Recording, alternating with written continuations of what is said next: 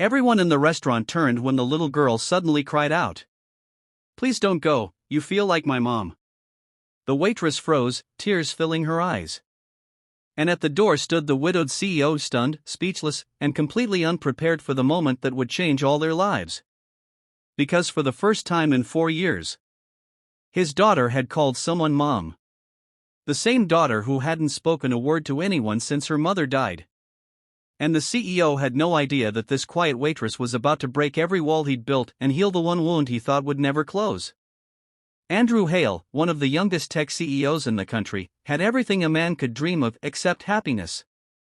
4 years ago, the love of his life, Emma, passed away unexpectedly. Since then, Andrew had buried himself in work, isolating himself from the world.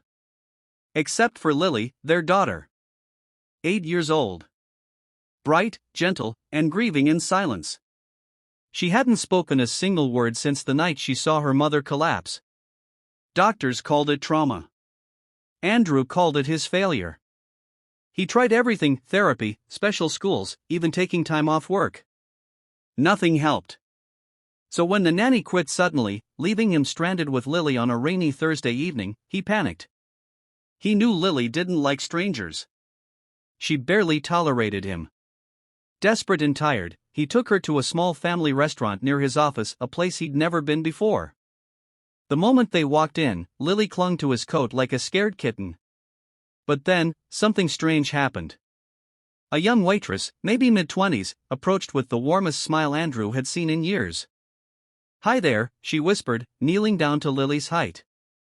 "No rush. Take your time. You're safe here." Lily didn't run.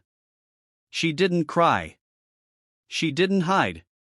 She just stared, then slowly loosened her grip on her father. Andrew blinked. What was happening? The waitress, Maya, brought a hot chocolate with a tiny heart made in the foam. Lily's eyes widened. She touched the cup gently, like it was a memory she'd forgotten. Maya didn't force conversation. Didn't ask questions. She simply stayed nearby, giving Lily space, but not distance. And for the first time in months, the little girl's shoulders relaxed. Andrew watched in disbelief. When it was time to leave, Lily tugged on Maya's apron and signed in simple gestures her mother once taught her. "Thank you." Maya understood it instantly. She signed back. "You're welcome." Andrew froze. How did you know sign language?" Maya smiled softly. "My younger brother used it before he learned to talk. I picked up a little." A warmth Andrew hadn't felt in years spread in his chest. He shook it off. He wasn't looking for connection. Not again. But that night, he found Lily clutching the napkin Maya had doodled a smiley face on. And Lily slept peacefully. For the first time in ages. The next evening, Andrew pretended he just needed a quick meal. But he knew why he returned. Lily practically ran inside. As days passed, an unspoken bond formed between Maya and Lily, a bond Andrew watched with both gratitude and fear. Maya treated Lily not as a burden, but as a child who deserved patience, love, and safety. And Lily responded. She began to hum softly when Maya was near. She smiled, small, but real. She even held Maya's hand once. That moment nearly broke Andrew. Because he realized. Lily was healing. But Andrew? He was terrified. Terrified of trusting again. Terrified of losing again. Terrified of feeling something for the waitress who cared for his daughter like she was her own. And then came the night that changed everything. It was a Sunday evening. The restaurant was almost closing when Andrew and Lily walked in. Lily was excited, bouncing on her toes. But Maya, she looked pale. Exhausted. Worried. Andrew noticed immediately. "You okay?" he asked softly. Maya forced a smile. "Just a tough day. But I'm fine." But she wasn't fine.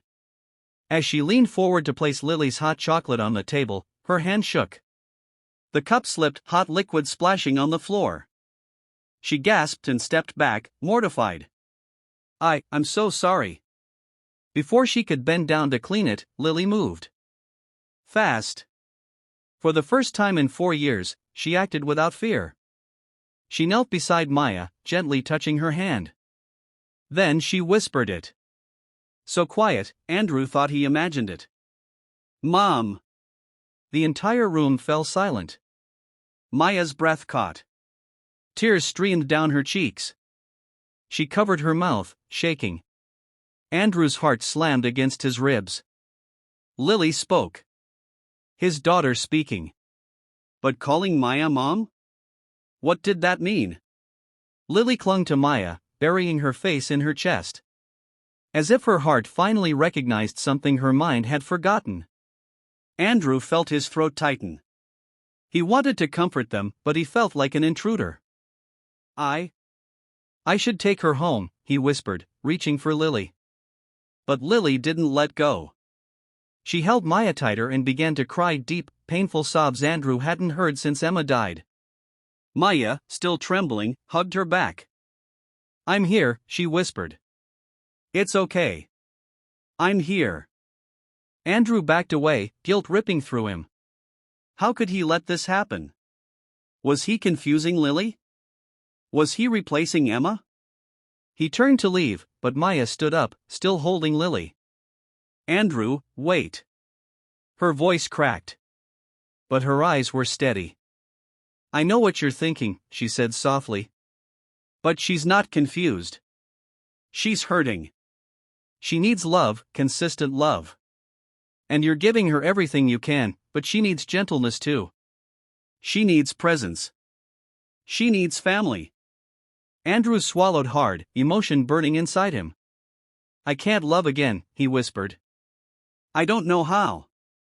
Maya stepped closer, still holding the shaking child. No one asked you to love me, she said. But maybe you can let yourself love life again. Andrew met her gaze. And for the first time in years, he felt hope.